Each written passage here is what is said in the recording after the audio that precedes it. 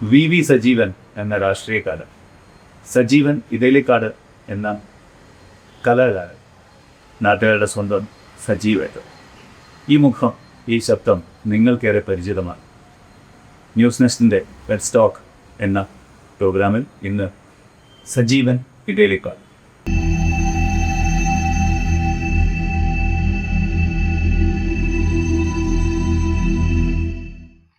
സ്വപ്നങ്ങൾ കണ്ടു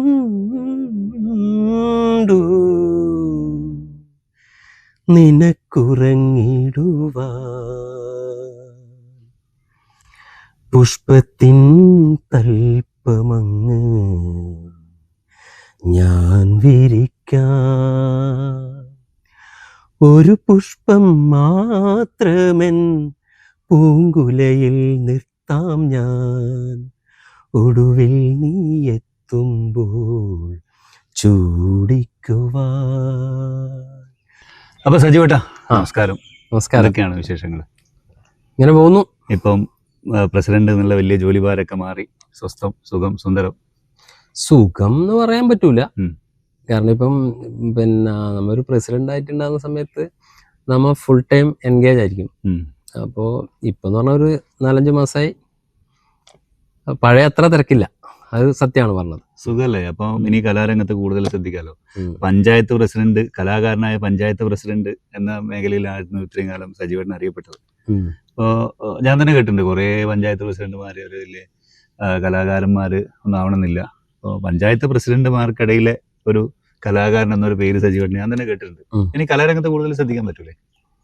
തീർച്ചയായിട്ടും ശ്രദ്ധിക്കാൻ പറ്റും. ഞാൻ പഞ്ചായത്ത് പ്രസിഡന്റ് ഉണ്ടാകുന്ന സമയത്തും ഈ ഏറ്റവും കൂടുതൽ സ്ട്രെസ് ഉണ്ടാകുന്ന സംഭവമാണല്ലോ ഈ പ്രസിഡന്റ് പദവി എന്ന് പറയുന്നത്. അത് സാധാരണ മെമ്പർ ആയാലും ഭയങ്കര സ്ട്രെസ്സാണ്. അപ്പോൾ അതിൽ നിന്ന് നമ്മളെ മനസ്സിനെ കുറച്ച് ഫ്രീ ആക്കാൻ പറ്റുന്ന ഏറ്റവും നല്ല സംഭവം സംഗീതം തന്നെയാണ്.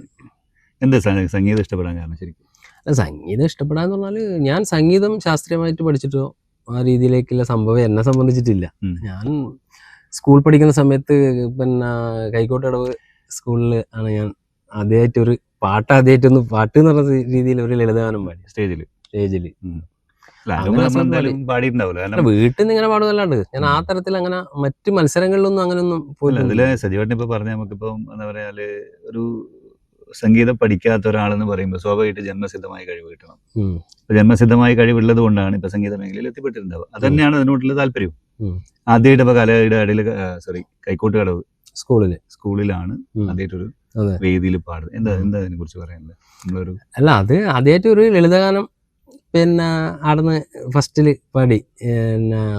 അതിലെ വരികൾ ഞാൻ അങ്ങനെ ശിവരാത്രി ദിവസത്തിൽ ശിവപൂജ തൊഴുതു ഞാൻ, ശിവപഞ്ചാക്ഷരി ജപിച്ചു നിന്നു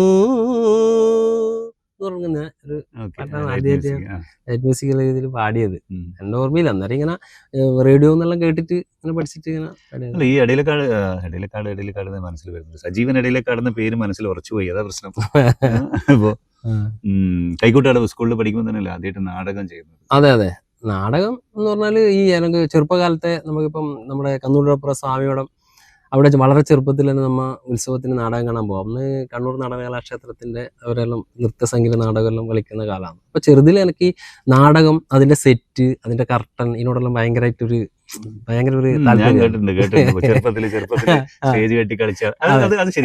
അത് സംഭവം എന്ന് പറഞ്ഞാൽ നമ്മളിപ്പം എന്റെ ചെറുപ്പകാലത്ത് ഞാൻ ഈ നാടകമെല്ലാം കണ്ട് വന്നു കഴിഞ്ഞാൽ അതൊന്ന് അതേ രീതിയിൽ ഒന്ന് ഇതാക്കാൻ വേണ്ടി നോക്കും. വളരെ ചെറുതിലാണ്, ഞാനൊരു 5ാം ക്ലാസ് പ്രായത്തില്. അപ്പൊ ഞാൻ മട്ടലെല്ലാം നമ്മളിങ്ങനെ ചെത്തി മിനുക്കി കുഴിച്ചിട്ട് അതില് നമ്മള് ചിലപ്പം മുമ്പ് ഇങ്ങനെ തുണിയെല്ലാം വളരെ ഇന്നാണ് നമുക്ക് ഇഷ്ടം പോലെ തുണികളും വസ്ത്രങ്ങളും ഇല്ലത്. അന്ന് ചിലപ്പം എൻ്റെ അമ്മേന്റെ ഒക്കെ പാവാടയോ അങ്ങനെ എന്തെങ്കിലും അതൊരു ചോന്നതാണെങ്കിൽ അത് ഫ്രണ്ടിൽ കെട്ടും. ഇത് കെട്ടിയിട്ട് സാരി പാവാട ഇതൊക്കെ മറച്ച് അതിന് മേളുള്ളൊരു പന്തല് പോലെ കെട്ടി അതിന്റെ സൈഡ് ഫില്ലർ എന്നുള്ള രീതിയിൽ സ്റ്റേജിന്റെ ഒരു സംഭവമാക്കും ചെറുതിൽ തന്നെ. അപ്പൊ അപ്പൊ അതിനോട് അന്നേ ഒരു കമ്പമുണ്ട്. പിന്നെ ശിവരാത്രിക്ക് അഷ്ടമി രോഹിണി ഈ സ്റ്റേജ് ഇങ്ങനെ മിനിയേച്ചർ ഉണ്ടാക്കിയിട്ട് എന്താ ചെയ്യുക? കളിക്കുവോ അല്ല നാടകം ചെയ്യുവോ? അതില് നൂണിങ്ങനെ ഇരിക്കാനുള്ള നോക്കും, പക്ഷെ പറ്റൂല. നമ്മൾ കുറച്ച് സ്റ്റേജ് ഉണ്ടാക്കി വെക്കും. അതൊരു കണ്ട് ആസ്വദിക്കല് അതൊരു ഇതാണ് ചെറുതിലെ. നാടകം എന്ന് പറയുന്നത് ഒരു അന്നേരം ഭയങ്കര താല്പര്യമാണ് അതിനോട്. അപ്പൊ ഈ കൈക്കോട്ടോട് സ്കൂളിൽ നാടകം ചെയ്തു ഇപ്പൊ ശരിക്കും സംവിധാനം ചെയ്തല്ല, സംവിധാനം ചെയ്തിരുന്നു. ഞാൻ 2 നാടകങ്ങൾ ചെയ്തിരുന്നു അന്ന്. പിന്നെ സബ്ജില്ല യുവജനോത്സവത്തിൽ സബ്ജില്ല യുവജനോത്സവത്തിലും പോയിരുന്നു. ഞാൻ അവിടെ പഠിച്ചുകൊണ്ട് തന്നെ 8ാം ക്ലാസ്സിൽ നിന്ന് ആണെന്ന് എന്റെ ഓർമ്മ. 8ാം ക്ലാസ്സിൽ പഠിക്കുന്ന സമയത്ത് നാടകം സംവിധാനം ചെയ്തിരുന്നു.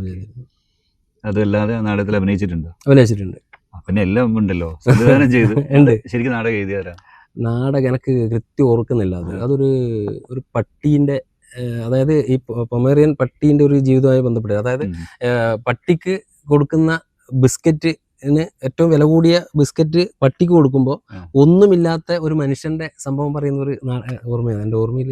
അതാണ്. അപ്പോൾ അതേ സ്കൂളിൽ വെച്ചിട്ടാണ് ആദ്യമായിട്ട് ഒരു പാട്ട് പാടുന്നത്. സജീവട്ടെ ശരിക്ക് കലാകാരനായിട്ട് അറിയപ്പെടാനാണോ ഇഷ്ടം, അതല്ല രാഷ്ട്രീയക്കാരനായിട്ട് അറിയപ്പെടാനാണോ ഇഷ്ടം? എനിക്ക് രണ്ടും ഇഷ്ടമാണ്. കലാകാരനായ രാഷ്ട്രീയക്കാരൻ, അല്ലെങ്കിൽ രാഷ്ട്രീയക്കാരനായ കലാകാരൻ. സജീവട്ടെ കുറെ വർഷമായിട്ട് സജീവട്ടൻ എനിക്ക് അറിയുന്നതാണ്. അപ്പൊ ഞാൻ മനസ്സിലാക്കിയെടുത്തോളം സജീവട്ടൻ എന്ന് പറഞ്ഞാൽ സാധാരണ ഒരു മോട്ടോർ തൊഴിലാളിയിൽ നിന്ന് ഒരു പഞ്ചായത്ത് പ്രസിഡന്റ് മേഖല അല്ലെങ്കിൽ പഞ്ചായത്ത് പ്രസിഡന്റ് വരെ എത്തിച്ചേർന്ന ഒരു വ്യക്തിയാണ്. ഈ ഒരു നേട്ടം പലരിലും അസൂയ ഉണ്ടാക്കിയിട്ടുണ്ട്. അതുപോലെ ഒരുപാട് പ്രശ്നങ്ങൾ തീർച്ചയായിട്ടും സജീവട്ടുണ്ടാവും. ഈ ഒരു സംഭവം എങ്ങനെയാണ് ഇപ്പൊ സജീവട്ടത്? അല്ല, പഞ്ചായത്ത് പ്രസിഡന്റ് എന്ന് പറയുന്നത് ഞാനൊരു 19 വർഷക്കാലം പയ്യന്നൂർ ടൗണിൽ ട്രക്കർ എന്ന് പറയുന്ന ഒരു മേഖലയിൽ ഉണ്ടായതാണ്. അപ്പം യാദൃശ്ചികമായി എൻ്റെ പൊതുപ്രസ്ഥാനം എനിക്ക് തന്ന ഏറ്റവും വലിയൊരു അംഗീകാരമായിട്ടാണ് ഞാൻ അതിനെ കണ്ടത്. അപ്പൊ എനിക്ക് വലിയ താല്പര്യം ഈ പാർലമെന്ററി രംഗത്തേക്ക് ഉണ്ടായിരുന്നില്ല. പൊതുപ്രവർത്തനം നടത്തി പോവുക എന്നുള്ളത് മാത്രമേ ഉണ്ടായിരുന്നുള്ളൂ. അങ്ങനെ യാദൃശ്ചികമായി മത്സരിക്കാൻ പറഞ്ഞു, മത്സരിച്ചു. അങ്ങനെ ആദ്യമായിട്ട് മത്സരിച്ചിട്ട് ആദ്യമായി തന്നെ പ്രസിഡന്റ് ആവാൻ വേണ്ടിയിട്ട് സാധിച്ചു. അപ്പൊ പ്രസിഡന്റ് ആവുന്ന ഒരു മോട്ടോർ തൊഴിലാളി ആയിട്ടുള്ള ഒരാള് പ്രസിഡന്റോ എന്ന ചോദ്യം ഉന്നയിക്കുന്ന ഒരു സമൂഹം ഇന്നുണ്ട്. ഇവൻ പോയിട്ടാണ് ഇപ്പൊ അവിടെ പോയിട്ടല്ല ആക്കേണ്ടത് എടാ പഞ്ചായത്തിൽ. ആ ഒരു സംഭവം എന്തായാലും എന്നെ ഹേർട്ട് ചെയ്തൊരു സാധനമാണ്. ചില ആളിൽ നിന്നെങ്കിലും അങ്ങനെ ഒരു പരാമർശം ഉണ്ടായിരുന്നു.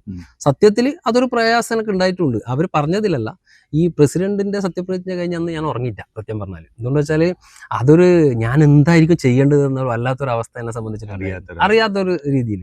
പക്ഷെ ആ കസേരയിൽ ഇരുന്നപ്പോൾ യഥാർത്ഥത്തിൽ ആദ്യം ഒരു നെഞ്ചെടുപ്പ് ഉണ്ടായെങ്കിലും ഒരു കാര്യം ഞാൻ പഠിച്ചു. അത് നമ്മളെ ഒന്നിച്ചുള്ള ജീവനക്കാരെ, അതോടൊപ്പം സഹപ്രവർത്തകരായിട്ടുള്ള നമ്മളെ മെമ്പർമാരെ, അവരെ നമ്മളെ ഒരു സഹോദരങ്ങളെ പോലെ കണ്ട് ഒരു ടീം വർക്കായിട്ട് പോവുകയാണെങ്കിൽ നമുക്ക് എന്തും നേടാൻ പറ്റും എന്നൊരു ചിന്ത എന്നെ നയിച്ചിരുന്നു.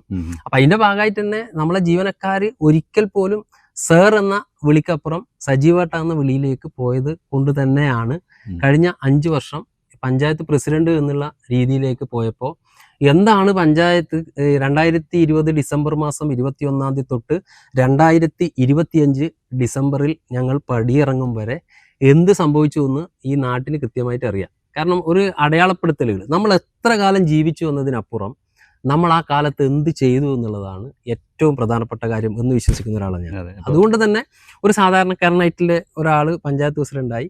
അപ്പോൾ ഞാൻ ഈ പറഞ്ഞത് എൻ്റെ മനസ്സിലുണ്ട്. ഏത് ഇവൻ പോയിട്ടാണ് ഇനി ആടെ പഞ്ചായത്ത് എന്ത് ഉണ്ടാക്കാൻ വരുന്നത്, അതെന്റെ മനസ്സിൽ വല്ലാത്തൊരു ഇത് ഉണ്ടാക്കിയിട്ടുണ്ട്. അപ്പൊ അതുകൊണ്ട് തന്നെ നമുക്ക് എന്ത് ചെയ്യാൻ പറ്റി?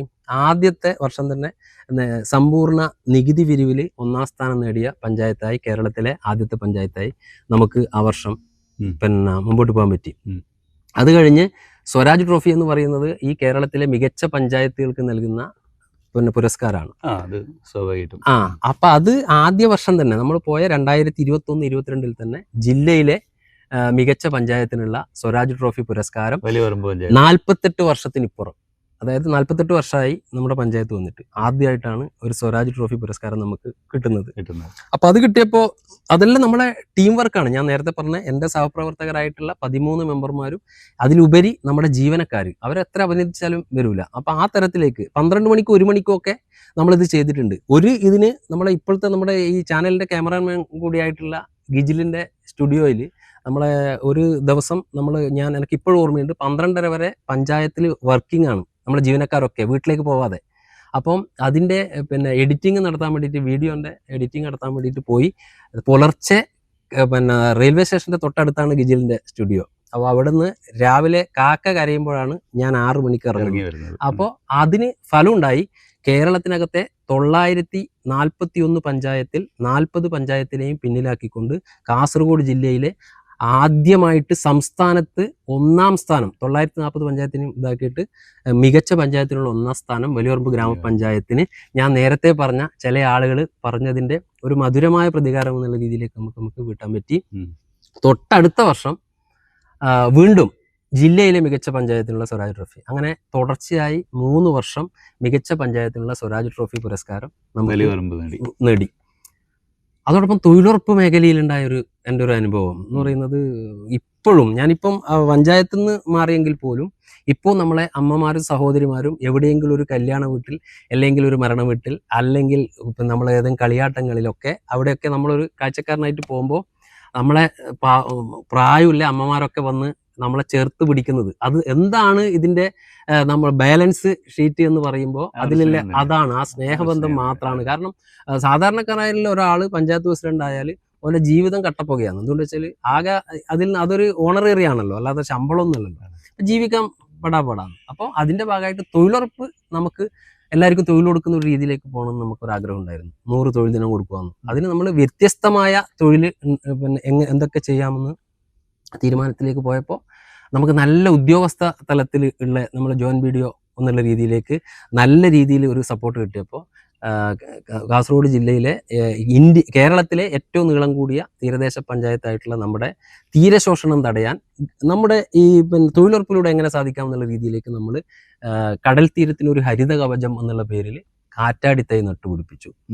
കടൽ വന്നാൽ കാറ്റാടി കൊണ്ടുപോകും. അന്ന് നമ്മളെ വല്ലാത്ത രീതിയിൽ മക്കാറാക്കിയ ആളുകളുണ്ട്, ഏത് ഈ കാറ്റാടി നടുന്നത് കണ്ടിട്ട്. പക്ഷെ നമ്മളെ നാട്ടിനകത്തെ തൊഴിലാളികൾക്ക് തൊഴിൽ കൊടുക്കാൻ നമുക്ക് പറ്റുന്നു, അണ്ണാറക്കണ്ണനും തന്നാലായത് എന്നുള്ള രീതിയിലേക്ക് നമ്മളൊരു ശ്രമം അത് നടത്തി. അങ്ങനെ നടത്തിയപ്പോൾ അതിന് വലിയ രീതിയിലൊരു ഇമ്പാക്റ്റ് ആണ് ഉണ്ടായിട്ടുള്ളത്. ദുരന്ത നിവാരണത്തിന്റെ ഭാഗമായിട്ട് അവരത് ഭയങ്കരമായിട്ട് നമ്മളെ ഈ അപ്രീഷിയേറ്റ് ചെയ്തു, നമ്മളെ നല്ല രീതിയിൽ അഭിനന്ദിക്കുന്ന സ്ഥിതി ഉണ്ടായിട്ടുണ്ട്.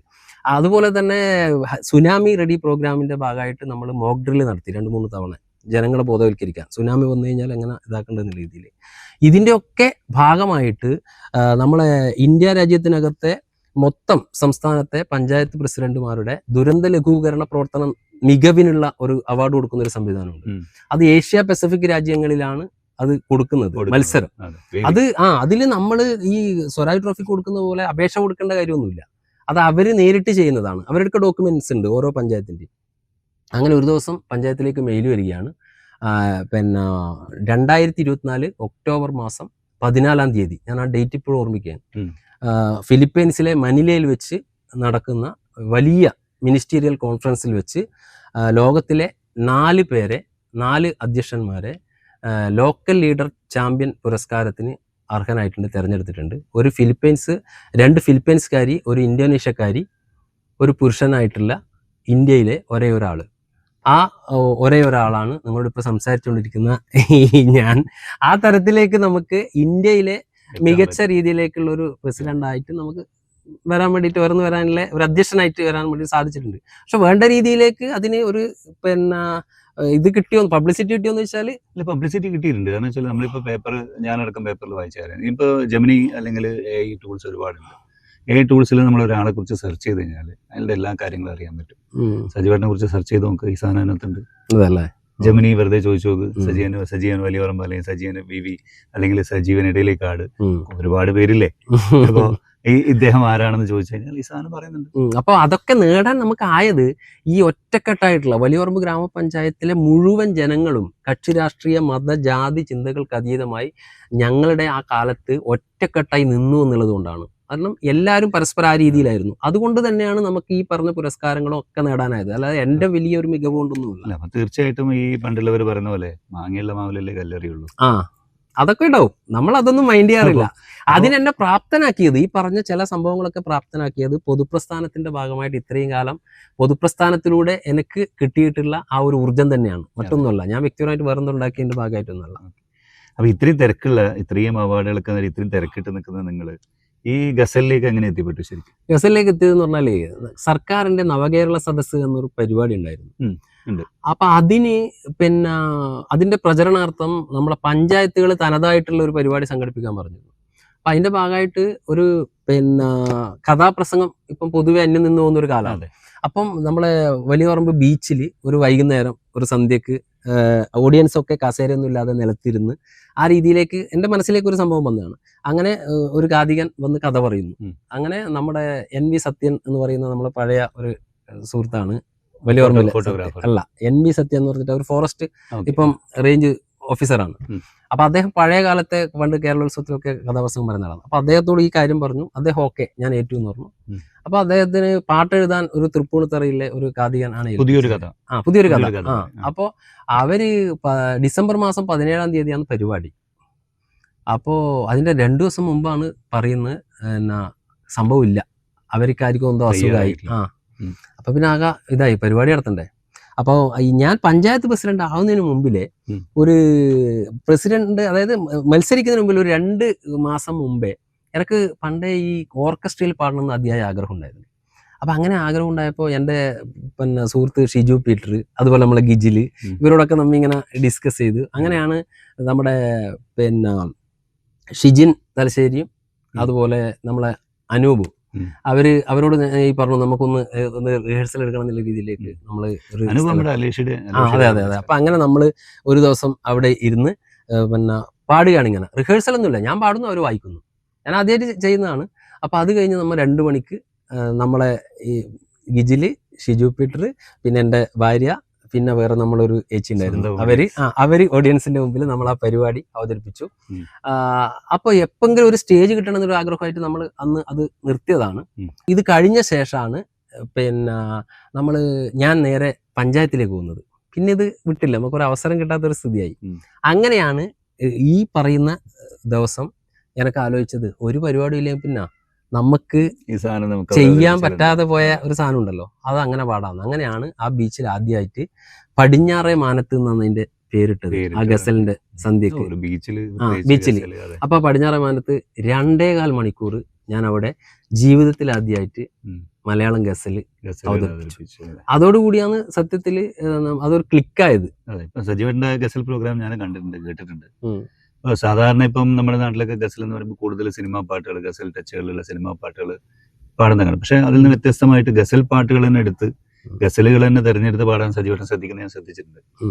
ഇപ്പം കടൽ തീരത്ത് എന്ന് പറഞ്ഞുകൊണ്ട് പറയാണ്, ഇപ്പൊ കോഴിക്കോട് ശരിക്കും പറഞ്ഞാൽ ബീച്ചിൽ ഒരു കാലത്തല്ല, ഇപ്പോഴും പറയാം, പാവപ്പെട്ട തൊഴിലാളികളും പണക്കാരായ ആളുകളും എല്ലാവരും ഒത്തുചേർന്നുകൊണ്ട് മെഹഫിൽ രാവുകൾ ഉണ്ടാവുന്നുണ്ട്. അവിടെ നിന്നാണ് ബാബുക്കെ പോലുള്ള ആളുകളൊക്കെ വരുന്നു വരികയും പിന്നീട് മലയാള സിനിമയിൽ പോലും ഗസലിന്റെ ആധിപത്യം വരികയും ചെയ്യുന്നത്, അല്ലെങ്കിൽ ഗസലിന്റെ ട്യൂണിലുള്ള അല്ലെങ്കിൽ ഗസൽ രീതിയിലുള്ള ഗാനങ്ങൾ എത്തിപ്പെടുകയും ചെയ്തു. ബാബുക്കയുടെ പാട്ടുകളൊക്കെ അറിയാലോ, അത്രയും ഗസൽ ടച്ചുകളുള്ള പാട്ടുകൾ. ഇപ്പോഴും ഗസൽ പലരും ബാബുക്കയുടെ പാട്ടുകൾ പാടുന്നുണ്ട്, അത്രയും തീർച്ചയായും പാട്ടുകൾ. അപ്പൊ ആ രീതിയിലൊക്കെ ഗസലിന് വരുന്ന വരാൻ സാധിച്ചിട്ടുണ്ട്. ഈ ഗസൽ തിരഞ്ഞെടുക്കാൻ എന്തെങ്കിലും പ്രത്യേകിച്ച് കാരണമുണ്ടല്ലോ? ഇനി ഗസലിനോട് എനിക്ക് മുമ്പ് ഞാൻ വണ്ടി ഓട്ടുന്ന സമയത്ത് തന്നെ എൻ്റെ വണ്ടിയിലെപ്പോൾ ഞാൻ ഡീസൽ അടിച്ചിട്ടില്ലെങ്കിലും പാട്ട് വെക്കണം എന്നുള്ള കണ്ടീഷനിലേക്കാണ് എൻ്റെ ഇതുണ്ടായത്. അപ്പൊ അതുകൊണ്ട് അതാത് സമയത്ത് ഇറങ്ങുന്ന എല്ലാ പാട്ടിന്റെ അന്നത്തെ ഓഡിയോ കാസറ്റ് ഞാൻ വാങ്ങും. അതില് ഓഡിയോ കാസറ്റ് ആണ്. അപ്പൊ അന്ന് ആദ്യമായിട്ട് ആണ് പ്രണാമം എന്ന് പറയുന്ന ഒരു കാസറ്റ് ഉമ്പായിക്ക മലയാളത്തിൽ ആദ്യമായിട്ട് ഒരു ഗസൽ എന്ന രീതിയിൽ വന്നത്. പക്ഷെ നല്ല പാട്ടുകളായിരുന്നു.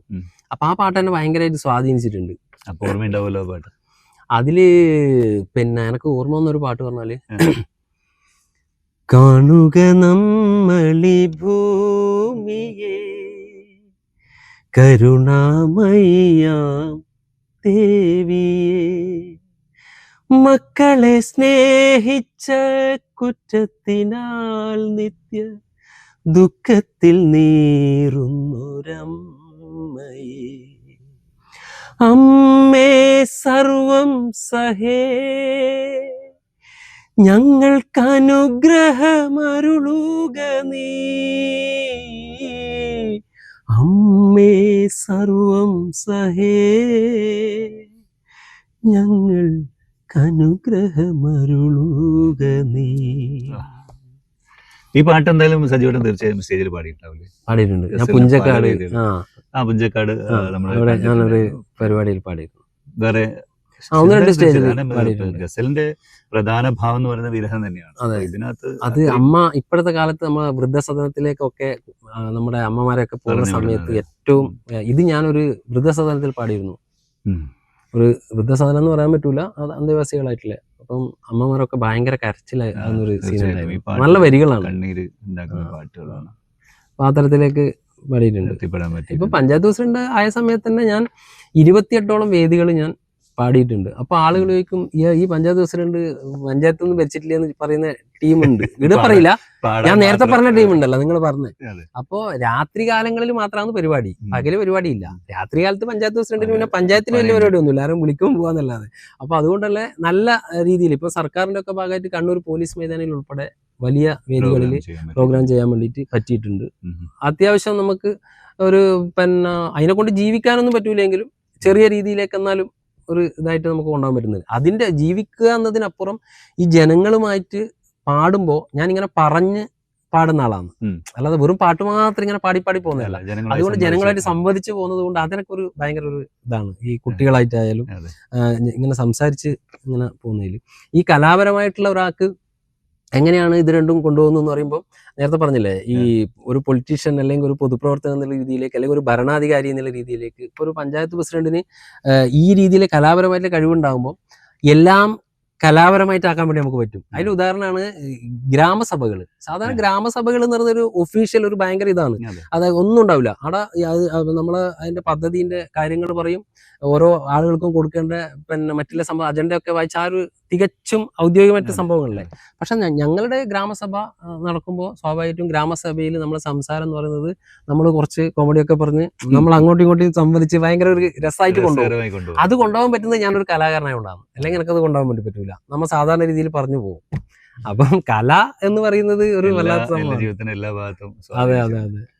വീട്ടില് ശരിക്കും സത്യം പറഞ്ഞാല് എനിക്കറിയാം, എന്നാലും വീട്ടിലിപ്പോ മകനുണ്ട്, മകളുണ്ട്, ഭാര്യയുണ്ട്. സ്വാഭാവികമായിട്ടും സജീവനായി പണ്ടുള്ളവർ പറയുന്നുണ്ടല്ലോ, എന്താ പറയാ, മുല്ലപ്പൊമ്പടി ഏറ്റു കിടക്കും കല്ലിനുണ്ടാവും സൗരഭ്യം എന്ന് പറയുന്നത്. വീട്ടിലെ അവസ്ഥ എന്താ? വീട്ടില് ഞാൻ, ഭാര്യ സുഷ. ഞാൻ അതല്ല ചോദിച്ചത്, വീട്ടിലെ പാട്ടുകാരുടെ അവസ്ഥ. വീട്ടിലെ പാട്ടുകാരെ സംബന്ധിച്ച് പറഞ്ഞാല് എനിക്ക് ലഭിക്കാതെ പോയത് എന്റെ മക്കൾക്ക് കൊടുക്കണം എന്നുള്ളൊരു ആഗ്രഹക്കാരനായിരുന്നു ഞാൻ. പണ്ട് മോഹൻലാൽ പറഞ്ഞതിന് സംഗീതം പഠിക്കണം എന്ന ആഗ്രഹമായിട്ട് സിംഹത്തിന്റെ മടിയിൽ പോകണമെങ്കിൽ അന്ന് ഈ സാധനം ഒന്നുമില്ല. അപ്പൊ അതുകൊണ്ട് തന്നെ എനിക്ക് ലഭിക്കാത്തത് മകൾക്ക് കൊടുക്കണം എന്നുള്ള കണ്ടീഷനിൽ ഞാനൊരു 14 വർഷം എന്റെ മകളെ സംഗീതം പഠിപ്പിച്ചിരുന്നു.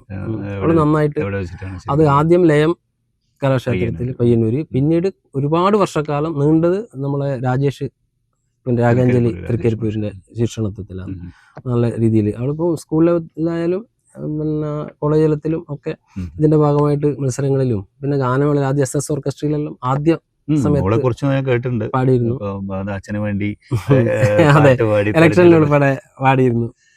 അപ്പൊ ആ തരത്തിൽ പോയിട്ടുണ്ട്. മകൻ ആദിൽ സജീവൻ, സാന്ദ്ര സജീവനാണ് മകളെ പേര്, സാന്ദ്ര സജീവൻ എന്നാണ്. പിന്നെ മകൻ ഇപ്പം 6ാം ക്ലാസ്സിൽ. അവൻ സംഗീതം ഒന്നും പഠിച്ചിട്ട, പക്ഷെ നന്നായിട്ട് പാടും. ഒരു സംഗീതം ഇതുവരെ. പക്ഷെ എന്നെക്കാളും വേറൊരു കഴിവ് അവന് പറഞ്ഞത് ഈ ഭയങ്കര താളബോധമാണ്. അപ്പം ഭയങ്കരമായിട്ട് ഇൻസ്ട്രുമെന്റോട്, പ്രത്യേകിച്ച് ചെണ്ടയോട് ഭയങ്കര ഇതാണ്. അങ്ങനെ ഇപ്പം വീട്ടിൽ പാത്രമൊന്നും വെച്ചക്കൂലെന്ന് അർത്ഥം, മുട്ടിയിട്ട്. അതുകൊണ്ട് ഇപ്പം ഡ്രംസിന് ചേർത്തിട്ടുണ്ട് കണ്ണൂര്. അപ്പം ആഴ്ചയിൽ ഒരു ദിവസം പഠിക്കുന്നുണ്ട്. ആ രീതിയിലേക്കാണ് കുടുംബപരമായിട്ടുള്ള സംഭവങ്ങൾ പോകുന്നത്. അപ്പോ കല, രാഷ്ട്രീയം ഇത് രണ്ടും അല്ലാതെ വേറെ എന്തെങ്കിലും സജീവമായിട്ട്? രാഷ്ട്രീയം അല്ലാതെ ഇല്ല ഒരു സംഭവങ്ങൾ എന്ന് പറഞ്ഞാൽ ഞാൻ ഈ പറഞ്ഞ പൊതുപ്രവർത്തകൻ എന്ന രീതിയിൽ നമുക്ക് ഒരുപാട് ആളുകൾക്ക് അവരുമായിട്ട് അവരുടെ എല്ലാ സമയങ്ങളിലും നമുക്ക് അതൊരു ഒരു പാഷനായിട്ട് നമ്മ കരുതിയായിരുന്നു ഈ ഒരു ഇതിനെ സംബന്ധിച്ചിട്ട്. കാരണം നമുക്കെന്ത് കിട്ടുമെന്നതിനപ്പുറം നമുക്കൊന്നും കിട്ടിയില്ലെങ്കിലും നമുക്ക് അവരോടൊപ്പം ചേരുമുണ്ടാവുന്നൊരിത്. പിന്നെ എന്നെ ഏറ്റവും ഇതാക്കിയത് ഞാനൊരു പഞ്ചായത്ത് പ്രസിഡന്റ് എന്നുള്ള രീതിയിൽ ഭിന്നശേഷി മക്കളോടുള്ള അവരോടുള്ള ഒരു അറ്റാച്ച്മെന്റ് എനിക്ക് ഏറ്റവും കൂടുതൽ എൻ്റെ ജീവിതത്തിൽ ഞാൻ നേരത്തെ പറയാൻ വിട്ടുപോയൊരു കാര്യമാണ്.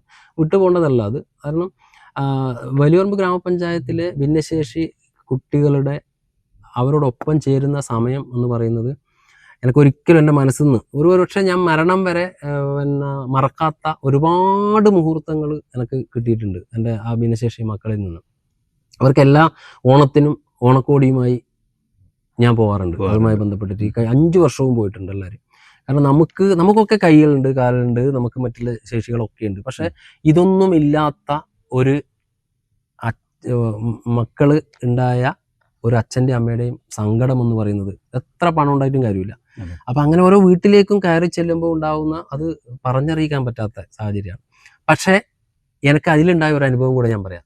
മാവിലാക്കടപ്പുറത്ത് ഒരു കുട്ടി, 2 കുട്ടികളും ഭിന്നശേഷി മക്കളാണ്. അയാളൊരു അധ്യാപകനാണ്. ആ ഒരു കുട്ടി ഇങ്ങനെ സംസാരിക്കുകയൊന്നും ചെയ്യില്ല. അപ്പൊ ഇങ്ങനെ കുത്ത പിടിച്ചിട്ട് ഇങ്ങനെ ഇരിക്കും, അങ്ങനെ അധികം പറയില്ല.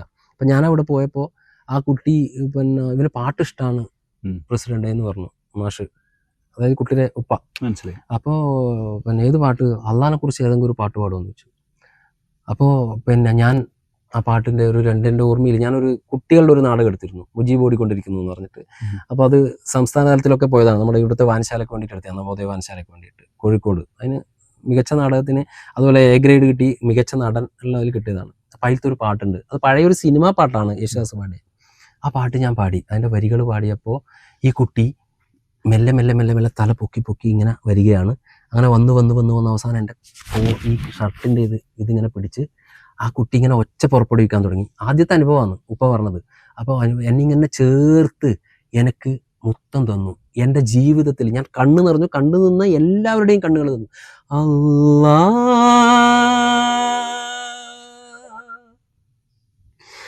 ജീവിതം അരുളുന്നു, അവനിൽ തന്നെ ചേരാ,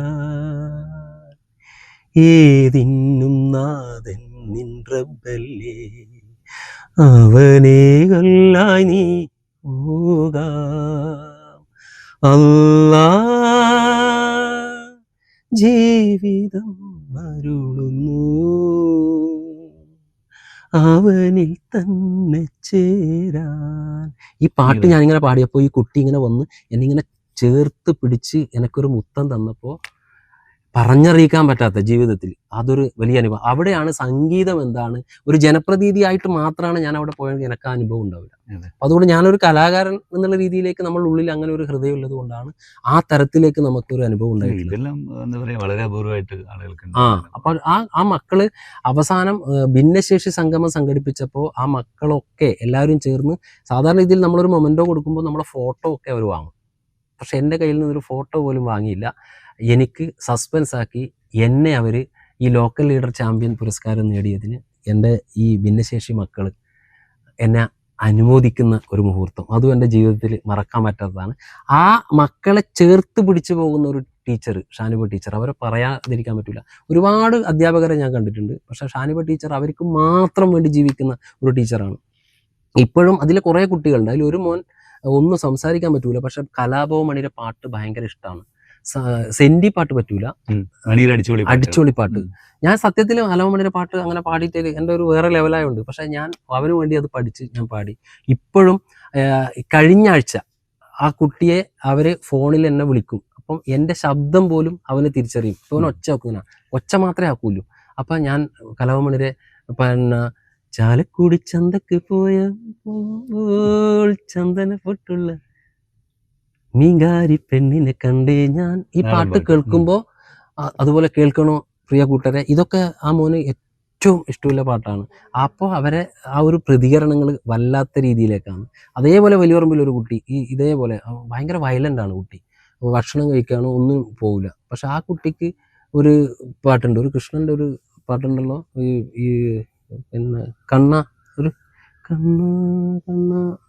ഒരു പാട്ടില്ലേ, അതിന്റെ വരികൾ ഞാൻ പറഞ്ഞു വന്നത്.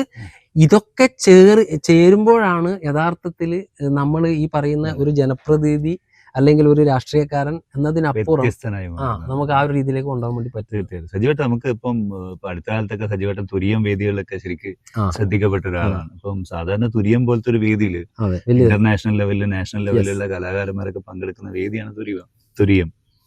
ഇപ്പൊ അത്തരം വേദിയിൽ എങ്ങനെയാ സജീവട്ടം? അത് പിന്നെ എനിക്ക് ആലോചിക്കാൻ പോലും പറ്റാത്തതാണ്. ഒരു ദിവസം എനിക്കൊരു കോള് വരുന്നു, അത് സ്വാമിജിയാണ്, നമ്മുടെ കൃഷ്ണാനന്ദ ഭാരതി സ്വാമികള് ആണെന്ന് എനിക്കറിയില്ല. എന്നെ വിളിക്കുന്നു, ഇത്രാം തീയതി തുര്യത്തിൽ പരിപാടിയുണ്ട്, ഡേറ്റ് പറയുന്നു, 1 മാസം മുമ്പാണ്, അന്ന് വരണം, താങ്കൾ അതിൽ മുഖ്യാതിഥിയാണ്. സത്യത്തിൽ തുരിയം സംഗീതോത്സവത്തിൽ സജീവൻ എന്ന് പറയുന്ന ഈ ഒരു സാധാരണക്കാരൻ എന്താണ് എന്ന് എനിക്ക് എത്ര ആലോചിച്ചിട്ട് പിടുത്തം കിട്ടിയില്ല. ഞാൻ ഒന്നും പറഞ്ഞില്ല, ഓക്കെ ഞാൻ പറഞ്ഞു. പക്ഷെ അതിന്റെ ആ ദിവസം എനിക്ക് ഓർമ്മയില്ല, ഒറ്റ വിളിയേ ഉള്ളൂ. സ്വാമിജി ഒരു അതാണ് സ്വാമി. സ്വാമിജി പറഞ്ഞാല് ഞാൻ എൻ്റെ ജീവിതത്തിൽ ഒരു പിന്നെ ഞാനൊരു ദൈവവിശ്വാസിയൊന്നും എന്നെ സംബന്ധിച്ച് ഞാൻ ആ ഒരു ടൈപ്പ് അല്ല. അതായത് ദൈവം ഏതെങ്കിലും ഒന്ന് ആ ഒരു രീതിയിലേക്ക് ഉണ്ടാവുമായിരിക്കും, ഒരു ശക്തി എന്നുള്ള രീതിയിലേക്ക്, അല്ലെങ്കിൽ ആ ഒരു തരത്തിലേക്ക്. പക്ഷെ ഞാനൊരു മനുഷ്യനിൽ പിന്നെ സാധാരണ ഒരു ദൈവത്തിന്റെ ഒരു പ്രതീതി എന്നുള്ള ഒരു രീതിയിലേക്ക് കാണുന്നത്. അതായത് എല്ലാം എന്ത് കയ്യിലുണ്ടെങ്കിലും അതൊക്കെ ഇല്ലാത്തവർക്ക് കൊടുക്കുന്ന രീതിയിലേക്ക് പോകുന്ന ഒരു സ്വാമിജിയാണ് ഞാൻ കണ്ടത് അദ്ദേഹത്തിന്, എൻ്റെ കയ്യിൽ. പക്ഷെ അദ്ദേഹം എന്നെ ഈ ഒരു പരിപാടിക്ക് വിളിച്ചപ്പോൾ ഞാൻ അതിന് പോയി. ഞാൻ അവിടെ പോയപ്പോൾ ഈ തുരീയം സംഗീതോത്സവം നമ്മൾ കേട്ടിട്ടുണ്ട്, ആദ്യമായിട്ട് ഞാൻ അവിടെ പോകുന്നത്. പക്ഷെ ശാസ്ത്രീയ സംഗീതം ചിലപ്പോൾ എല്ലാവർക്കും ദഹിക്കണമെന്നില്ല. പക്ഷെ അതിനകത്തേക്ക് കയറി പോയി കഴിഞ്ഞാൽ നമ്മൾ മറ്റൊരു ലോകത്തേക്കാണ് എത്തപ്പെടുന്നതെന്ന്. തുരീയം അതൊരു വല്ലാത്ത സംഭവമാണ്. അപ്പോൾ അന്ന് ഞാൻ പോയപ്പോൾ ബാംഗ്ലൂർ സഹോദരങ്ങളുടെ കച്ചേരിയാണ് അന്ന് നടക്കുന്നത്. അപ്പോൾ അതിൽ വെച്ച് എന്നെ സ്വാമിജി ആദരിച്ചു. ഇത്രയും വലിയ സംഗീതജ്ഞന് മുമ്പിൽ വെച്ച് എനിക്കവിടെ പാടാനുള്ള അവസരങ്ങൾ കിട്ടി. പിന്നെ അതിനുശേഷം കഥാപ്രസംഗവുമായി ബന്ധപ്പെട്ടുള്ള പരിപാടി സ്വാമിജി സംഘടിപ്പിക്കുന്നു. അതുപോലെ പ്രഭാഷണ പരിപാടി സംഘടിപ്പിക്കുന്നു. ഏറ്റവും ഒടുവിൽ അതുകൂടെ പറയാം, പ്രഭാഷണ പരമ്പരയ്ക്ക് ഇപ്പം ഇതിനൊക്കെ വിളിച്ചപ്പോൾ എന്നെ അതിൽ വിളിച്ചു. അപ്പം ഞാൻ പോയി. അന്ന് സ്വരാജിന്റെ പ്രഭാഷണമായിരുന്നു, എം സ്വരാജിന്റെ പ്രഭാഷണമായിരുന്നു. അത് കേൾക്കാനായിട്ട് ഞാൻ പോയതാണ്. അപ്പോൾ അതിനിടയിൽ സ്വാമിജി ഈ പ്രസംഗം എന്നുള്ള രീതിയിലേക്ക് അതിങ്ങനെ പോയി. പ്രസംഗം മാത്രമല്ലേ, അപ്പം അതിനൊരു വ്യത്യസ്തമാവാൻ വേണ്ടിയിട്ട് സ്വാമിജി, ഞാൻ സദസ്സിലാണ് ഉണ്ടായിരുന്നത്, അപ്പം എന്നെ വേദിയിലേക്ക് വിളിച്ച് പിന്നെ വൈകി വന്നതിന് ഒരു ശിക്ഷ എന്നുള്ള രീതിയിലേക്ക് പറഞ്ഞു. ഞാൻ ചെന്നപ്പോൾ ഇത് അപ്പോൾ അതപ്പോൾ പറഞ്ഞു, അപ്പം സജീവൻ അടയിലേക്കാണ് ഒരു പാട്ട് പാടണം. അപ്പോൾ ആ ഒരു പ്രസംഗത്തിന്റെ മൂഡ് ഒന്ന് തെല്ല് കുറച്ച് മാറ്റത്തിലാക്കാൻ വേണ്ടിയിട്ട് ഒരു പാട്ട് പാടാൻ വേണ്ടിയിട്ട് പറഞ്ഞു. അപ്പോൾ അവിടെ ഒരു രണ്ടുപേര് ഞാൻ പാടി. അത് പിന്നെ എന്തിനാണ് എപ്പോഴും എന്നോടു പരിഭവം ഭാവിച്ചു പിണങ്ങുന്നു നീ, എന്നും ഈ ജീവന്റെ ഇളം കൂട്ടിൽ കൂട്ടിരിക്കാം ഞാൻ എന്നുമില്ലേ, ഒരു നാളും ചൊല്ലുവാൻ ആവാത്തതാണോ ഇന്നു നിനക്കുള്ളൊരീ പിണക്കം. ഇതാണ് ഈ വരികളാണ് പാടിയത്. അപ്പം പിന്നെ എം സ്വരാജ് ഭയങ്കരമായിട്ട് എന്നെ കെട്ടിപ്പിടിച്ച് ഭയങ്കരമായിട്ട് അഭിനന്ദിക്കുന്ന ഒരു സംഭവം ഉണ്ടായിട്ടുണ്ട്. സ്വാമിജിയും ഭയങ്കരമായിട്ട്, അതൊക്കെ എന്റെ ജീവിതത്തിൽ മറക്കാൻ പറ്റാത്ത കുറെ അനുഭവങ്ങൾ. അതെ, സ്വാമിജിക്ക് ആയിട്ട് നല്ല തന്നെയാണ്. ഇപ്പൊ സജീവായിട്ട് അങ്ങനെയൊക്കെയാണ് കാര്യങ്ങൾ.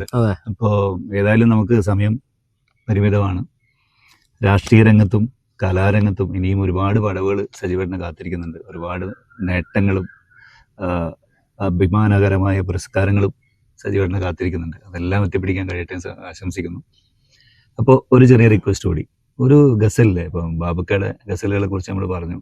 MS ബാബുരാജ് എന്ന് പറയുന്ന മഹാസംഗീതജ്ഞന്റെ ഒരു ചെറിയ ഗസല് സജീവേട്ടൻ സ്റ്റേജിൽ പാടുന്നതാണ്. ഒരു ഗസൽ കൂടി ആയിട്ട് നമുക്കിത് വൈൻഡ് അപ്പ് ചെയ്തൂടെ? തീർച്ചയായിട്ടും. ഒരു മുറി തുറക്കാതെ വെക്കാം ഞാൻ അതിഗൂഢമെന്നൂടെ ആരാമത്തിൽ, സ്വപ്നങ്ങൾ കണ്ടു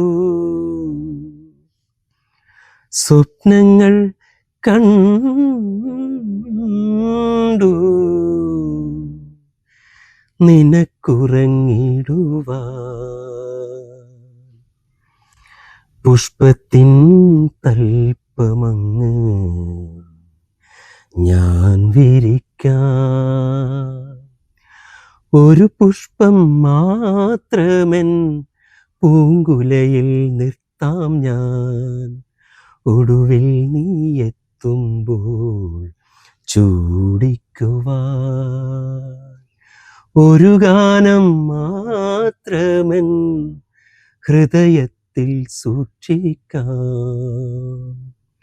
ഒടുവിൽ നീ എത്തുമ്പോൾ ചെവിയിൽ മൂളാം.